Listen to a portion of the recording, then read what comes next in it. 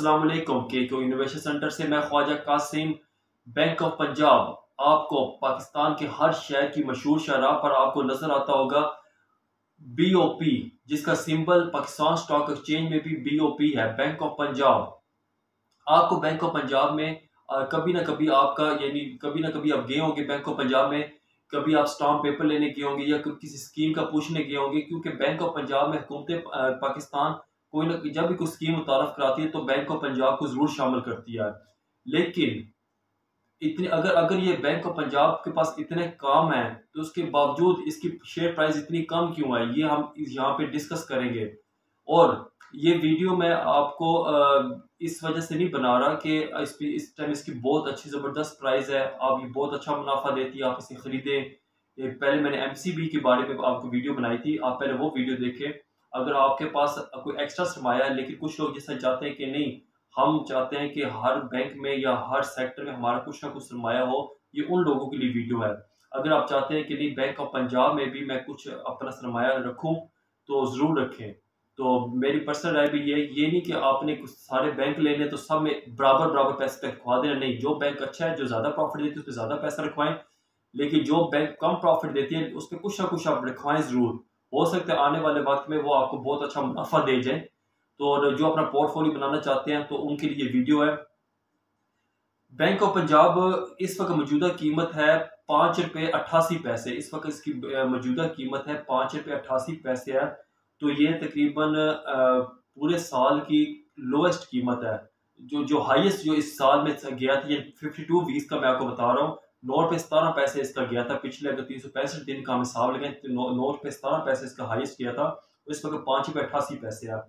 तो ये कीमत 5 साल की कीमत 10-11 साल की कम तरीन सतह पर इस वक्त मौजूद है। पहले तो मैं आपसे इधर उधर की तरफ बातें करता हूँ, उसके बाद असल बात की तरफ आता हूँ। इसकी आपको मैं हिस्ट्री बताऊंगा, उसकी डिविडेंड मुनाफा बताऊंगा, फिर आपको बताऊंगा कि आपने क्यों खरीदना है और कितनी परचेजिंग करनी है। लेकिन उससे पहले ये सब्सक्राइब कर लें इसे, ठीक है? ओके, इसे सब्सक्राइब कर लें। आप इतनी देर हमारे यूट्यूब चैनल सब्सक्राइब कर लें। उसके बाद हम आगे बढ़ते हैं। इसकी जो फ्री फ्लोट है शेयर्स हैं वो है 42.23%, जो बनते हैं 1.25 अरब। यानी टोटल इसके मार्केट टोटल वैसे इसके शेयर्स हैं तकरीबन 3 अरब शेयर्स हैं, तो 42 के साथ तकरीबन 1.25 अरब शेयर्स इस वक्त मार्केट में इसके फ्री फ्लोट कर रहे हैं। तो यही वजह है कि इसके यानी काम तो बेतहाशा इसमें होता है डेली, लेकिन इसकी अप्स एंड डाउन बड़ी मुश्किल से आती है, थोड़ी बहुत आती है, क्योंकि मार्केट में बेतहाशा शेयर जिसके फ्री फ्लोट ज्यादा होते हैं उसके अप्स एंड डाउन बहुत ही कम जाता है। तो और इसकी अर्निंग पर शेयर अगर मैं बात करूं 2021 में ये बहुत अच्छी की है, ₹4.71 अर्निंग पर शेयर की है। 2022 में इसकी अर्निंग पर शेयर जरा कम है, तो और पहले भी कम थी, लेकिन 2021 अगर पिछले 4 सालों में देखें तो इसने अच्छा प्रॉफिट दिया है।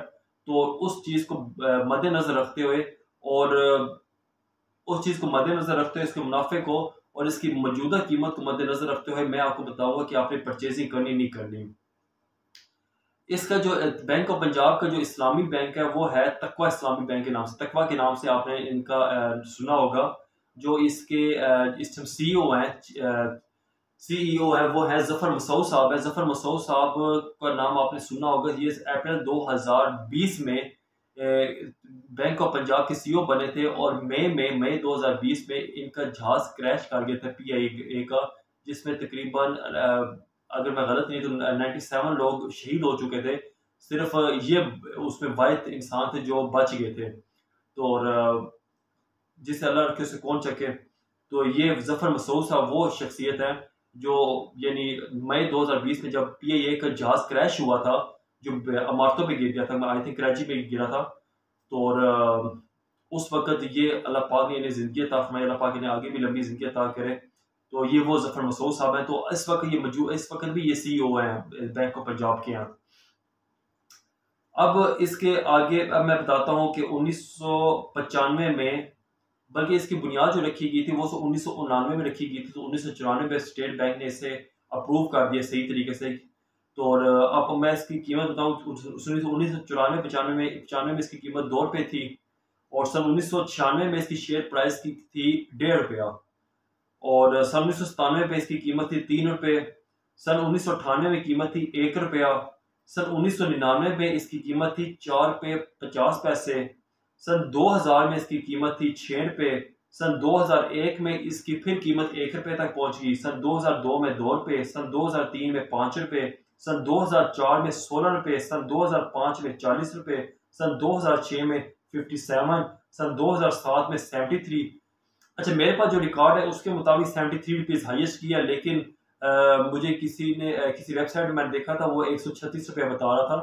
तो और वो लेकिन वो वेरीफाई वेबसाइट नहीं है। लेकिन अगर किसी को भाई को पता हो कि इसकी हाईएस्ट वैल्यू कहाँ तक ये गई है तो कैंडी रहनुमाई भी करे। लेकिन जो मेरे पास मौजूदा डाटा है उसमें के मुताबिक ये इसकी कीमत 77 या 80 रुपये तक इसकी हाईएस्ट गई है अब तक इसके ऊपर नहीं गई। तो मैं किसी और वेबसाइट पढ़ रहा था, वो कहते हैं 130 रुपये तक इसकी हाईएस्ट लगा ऐसे। अच्छा, सन 2007 में 73 रुपीज़ और सन 2008 में फिर ये 10 रुपये इसकी कीमत आ गई। सन 2009 में 18 रुपये। सन 2010 में 7 रुपये। सन 2011 में 4 रुपये। सन 2012 में 8 रुपये। सन 2013 में 13 रुपये। सन 2014 में 7 रुपये। सन 2015 में 9 रुपये। सन 2016 में 18 रुपये। सन 2017 में 7 रुपये। सन 2018 में 13 रुपये और सन 2019 में 8 रुपये से 14 रुपये के दरमियान इसकी कीमत रही है। सन 2020 में भी ऐसी रही है, 7 रुपये 14 रुपये के दरमियान। और सन 2021 में 7 रुपये ही समझे। और सन 2022 में तो ये इसने 5.88 रुपये इस टाइम इसकी कीमत आ गई है। अब आपने शायद नोट किया होगा इसकी, मैंने जो इसकी माजी में इसकी शेयर प्राइस की मैं कीमतें बता रहा हूँ। जब जरदारी या नवाज शरीफ का दौर आया, ये पीपल्स पार्टी या नून लीग का दौर आया, तो उस वक्त बैंक ऑफ पंजाब की शेयर प्राइस नीचे गिरी है। जब इसकी परवेज मुशर्रफ का दौर था या परवेज लाई का दौर था, उस वक्त बैंक ऑफ पंजाब की शेयर प्राइस काफ़ी हाई की है, बहुत हाई की है। मैंने आपको बताया ये बैंक ऑफ पंजाब को हमारे सियासतदान सियासी सरगर्मियों के लिए इस्तेमाल करते रहे हैं।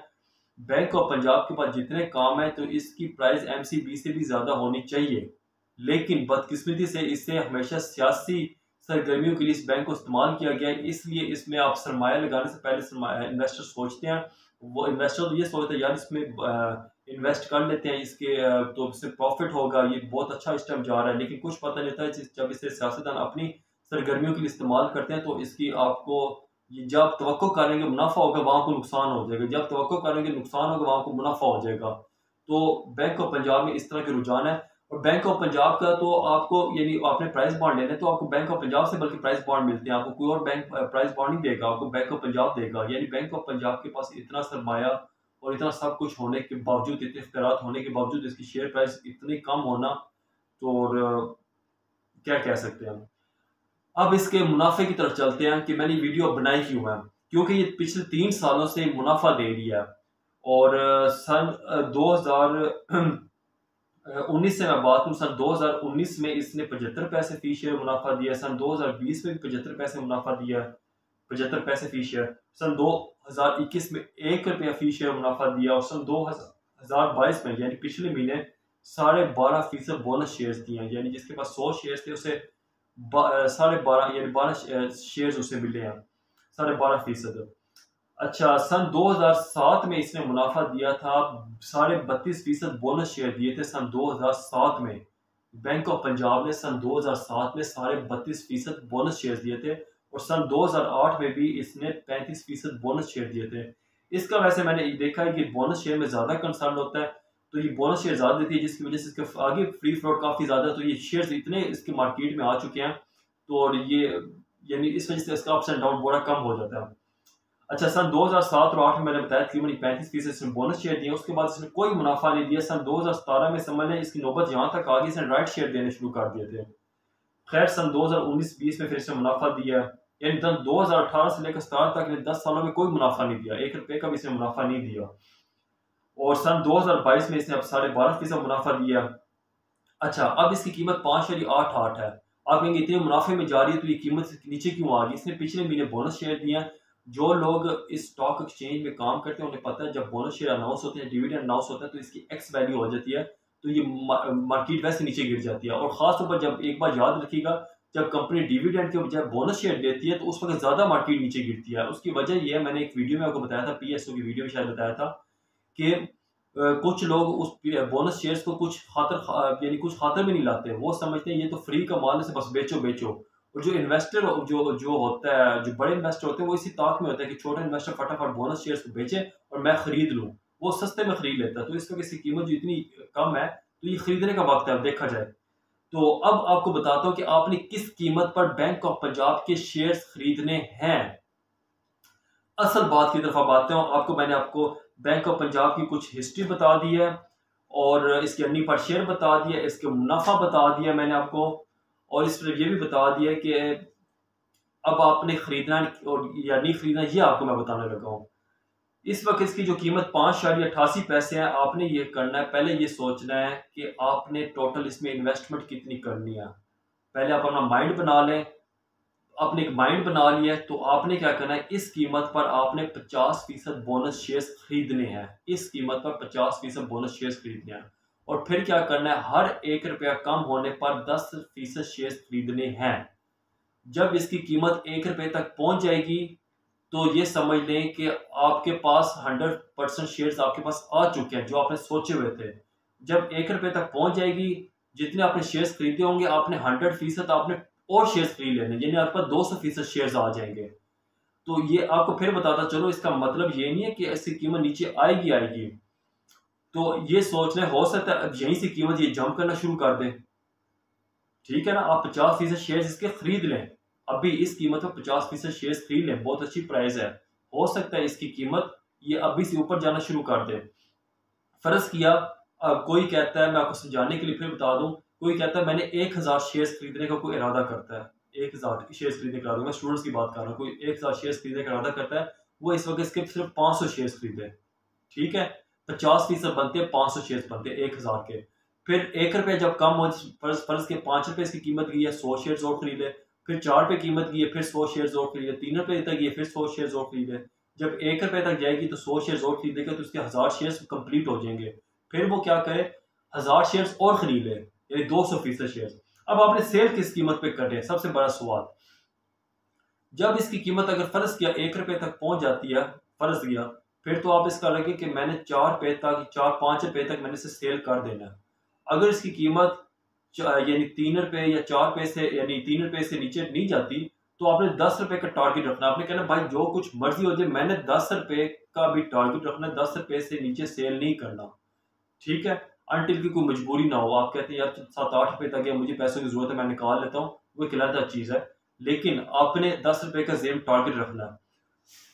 फर्ज किया ये साल में अगर आपको 1 रुपया फी मुनाफा भी दे, जो इसने सन 2021 में भी दिया, आपको मैं मुनाफा बताता हूँ। फर्ज किया अभी कोई बंदा 1 लाख के शेयर्स खरीदता है ना, 5.88 के हिसाब से, वो हिसाब लगा ले, 1 लाख के शेयर्स खरीदता है ना 5.88 के हिसाब से, वो बनते हैं 17,000 शेयर, 17,000 शेयर्स बनते हैं।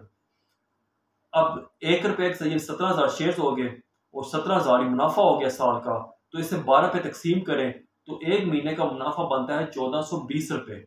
यानी 1 लाख के साथ आप बैंक ऑफ पंजाब के शेयर्स रखने से आप 1 महीने के 1420 रुपये कमा रहे हैं। ठीक है, और अगर इसकी कीमत कुछ अरसे तक, कुछ महीनों तक या कुछ दिनों तक इसे 10 रुपये 13 रुपये तक पहुंच जाती है, तो आपका सरमाया तो डबल हो गया। वो एक एक्स्ट्रा बोनस है। अब इससे और कितना नीचे जाएगी, इससे ऊपर भी तो जा सकती है, लेकिन अगर नीचे, अगर ऊपर ना भी जाए तो आपको 1 महीने के 1420 रुपये मुनाफा मिल रहा है। तो ये अच्छा, बैंक ऑफ पंजाब ने जिसने भी इन्वेस्टमेंट करनी है ना, वो याद रखें ये थोड़ा सा सब्र का काम है और लॉन्ग टर्म इन्वेस्टमेंट की मैं बात कर रहा हूँ। ठीक है, लेकिन ये कोई इतनी लॉन्ग टर्म इन्वेस्टमेंट नहीं। आप अभी इन्वेस्टमेंट करेंगे जो आप बैंकों में रखवा के 10-10, 20-20 साल भूल जाते हैं, जो आप अपनी इंश्योरेंस करवाते हैं 20-20, 25-25 सालों की, वो नहीं आप रखवाते। तो ये तो उतना लंबा इतना अरसा नहीं है, लेकिन अगर उतना लंबा भी अरसा आपको इंतजार करना पड़े तो ये आपको कई गुना आपको प्रॉफिट दे के जाएगा। आप फिर ये इंश्योरेंस और ये चीज़ें, बाकी चीज़ें भूल जाएंगे, तो आप हक ये हलाल के मुनाफे की तरफ आएंगे। तो और इसके अलावा आपका कोई सवाल हो, आप हमें ईमेल करके पूछ सकते हैं। इसके साथ ही ख्वाजा कासिम को दें इजाज़त। पाकिस्तान जिंदाबाद। अस्सलाम वालेकुम नाज़रीन, मैं हूँ रोहा राशिद और ख्वाजा कासिम जो है इनका बहुत ही इंफॉर्मेटिव चैनल है, बहुत सी इंफॉर्मेशन है और अब तो इन्होंने ब्लॉग्स करना भी स्टार्ट कर दी है। तो आप लोग ज़रूर इनकी वीडियोस को लाइक किया करें और चैनल को सब्सक्राइब करना मत भूलिए।